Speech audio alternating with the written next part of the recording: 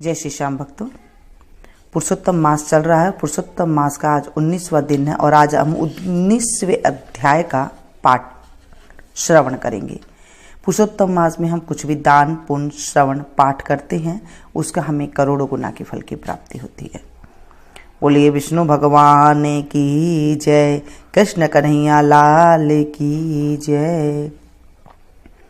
गजाननं भूतगणादि सेवितं कपित्तजम्बुफलचारुभक्षणम् उमासुतं शोकविनाशकारकं नमामि विघ्नेश्वरपादपङ्कजं।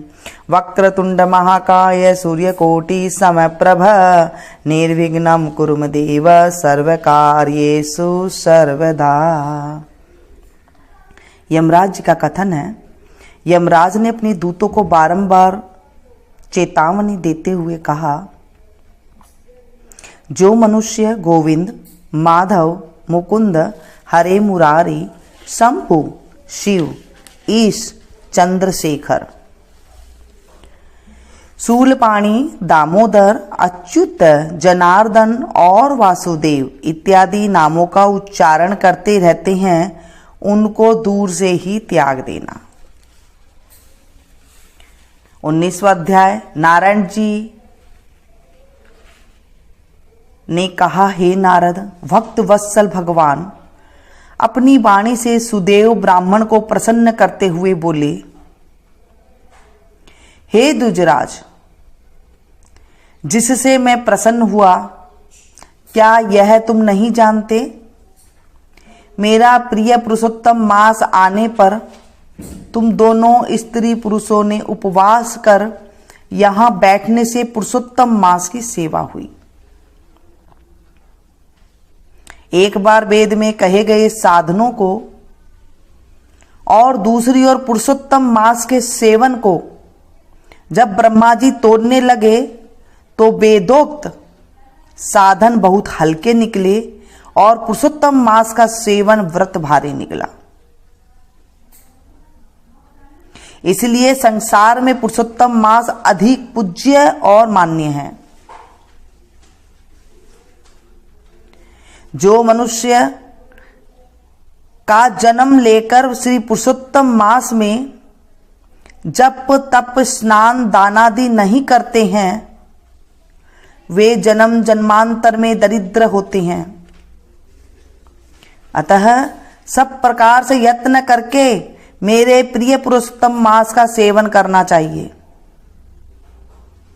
जो पुरुषोत्तम की सेवा करेगा वह भाग्यवान धन्य होकर मुझको प्राप्त होगा। श्री नारायण बोले, इस प्रकार हे मुने, जगदीश्वर कृष्ण भगवान ऐसा कहकर तत्काल गरुड़ पर चढ़कर अत्यंत पवित्र वैकुंठ लोक को चले गए।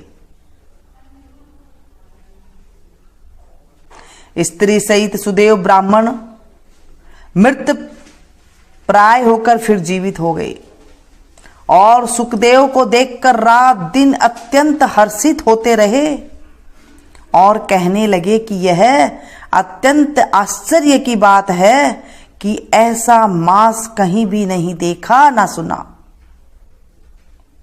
इस प्रकार आश्चर्य युक्त होकर वह सुदेव ब्राह्मण अत्यंत श्रद्धा युक्त होकर पुरुषोत्तम मास का सेवन करने लगा। ऋषि वाल्मीकि जी कहते हैं, वही तुम राजा दुर्योधनवा विख्यात हुए।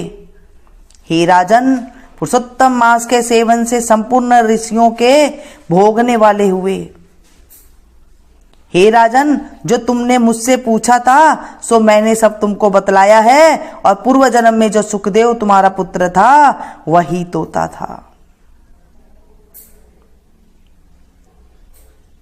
हरि ने उसको जिलाया और सुखदेव नाम से विख्यात हुआ।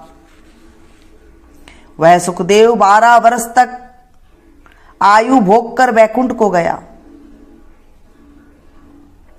वह सुखदेव 12,000 वर्ष तक वायु भोग कर वैकुंठ को गया। वहीं सुखदेव वन के सरोवर में बड़ के वृक्ष पर बैठकर संसार सागर में डूबे हुए विषय रूपी सर्प से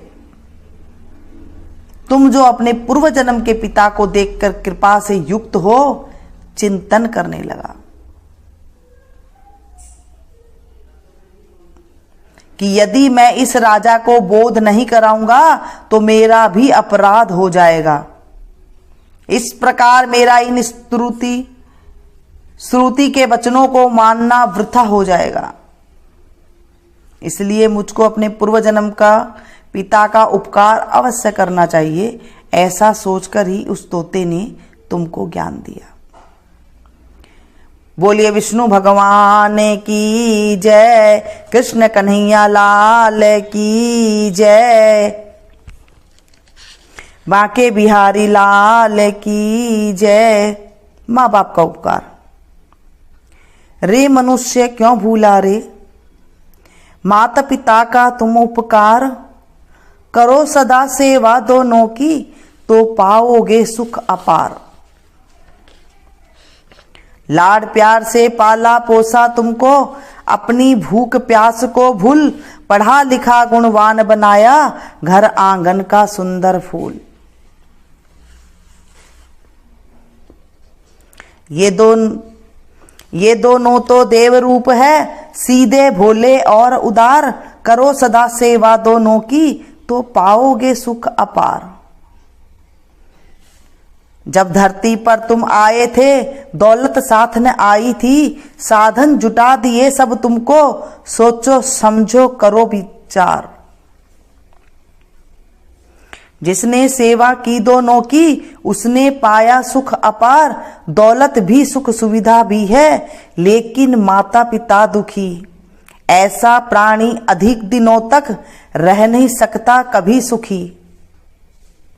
कड़वा बोले न हृदय छेदो, करो ना कटुता का व्यवहार, जिसने सेवा की दोनों की उसने पाया सुख अपार। तुम्हें सुलाया था सूखे में, मागीले में सोई थी, जब संकट में तुमको देखा व्याकुल हो माता रोई थी। उसे जरूरत जब सेवा की तुमने दिया उसे दुदकार, करो सदा सेवा दोनों की तो पाओगे सुख अपार। तुम यदि सुख संतान चाहते हो तब जी भर करियो इनकी सेवा, आशीष पाकर और बढ़ोगे पाओगे अनुपम मेवा। भोजन वस्त्र और दवा से सेवा करियो भली प्रकार, करो सदा सेवा दोनों की तो पाओगे सुख अपार। माया मद में अंधे होकर जो इनका करते अपमान, उनको भी ठुकराने वाली होती है उनकी संतान। श्याम जगत में ऐसे जन का निश्चय होता बंटा धार, करो सदा सेवा दोनों की पाओगे सुख अपार। दुख सहना माँ बापा की खातिर फर्ज तो है एहसान नहीं, कर्ज इनका तेरे सिर पर भिक्षा या कोई दान नहीं। माता पिता के चरण छुए जो चार धाम तीर्थ फल पावे, जो आशीष वह दिल से दे तो भगवान से भी ना टाली जावे। बोले विष्णु भगवान की जय, कृष्ण कन्हैया लाल की जय, बांके बिहारी लाल की जय। इस तरह से आज हमने पुरुषोत्तम मास का 19वां अध्याय का श्रवण किया। इस महीने में हम कुछ भी दान पुण्य श्रवण कुछ भी पाठ करते हैं, सुनते हैं, सुनाते हैं, हमें करोड़ों गुना की फल की प्राप्ति होती है। इस महीने से बड़ा कोई मास नहीं है। आप इस पुरुषोत्तम मास के महात्म को ज़्यादा से ज़्यादा शेयर करें अपने जानकारों के साथ, ताकि उन्हें जब वो सुनेंगे तो आपको करोड़ों गुना की फल की प्राप्ति होगी। ये हमारे ग्रंथों में लिखा हुआ है, जब हम किसी को सुनाते हैं तो हमें करोड़ों गुना की फल की माल हमें मिलता है, करोड़ों गुना फल मिलता है। जैसे मैंने आप लोगों को एक साथ सुनाया, काफ़ी लोगों ने एक साथ सुना, वैसे आप भी एक साथ काफ़ी लोगों को सुनाएं, क्योंकि जब हम किसी भी महात्म को पाठ को सुनाते हैं तो एक साथ जब हम ज़्यादा लोगों को सुनाते हैं तो हमें बहुत ज़्यादा अच्छे फल की प्राप्ति होती है। इस महीने में दीप दान कर सकते हैं। आज का जो दान सामग्री वो है सुपारी। सुपारी में आप जो मोटी वाली सुपारी आती है ना खाने वाली, उसे तोड़कर खा सकते हैं, वो दे सकते हैं। नहीं है आपके पास इतना साधन देने के लिए तो आजकल पैकेटों में भी सुपारी आ रही है, आप उसे भी दान में दे सकते हैं। 33 दान देते हैं, 33 आप ले सकते हैं और उसके ऊपर दक्षिणा जरूर होनी चाहिए। आप कुछ भी चीज दान निकालते हैं उसमें दक्षिणा अवश्य रखें।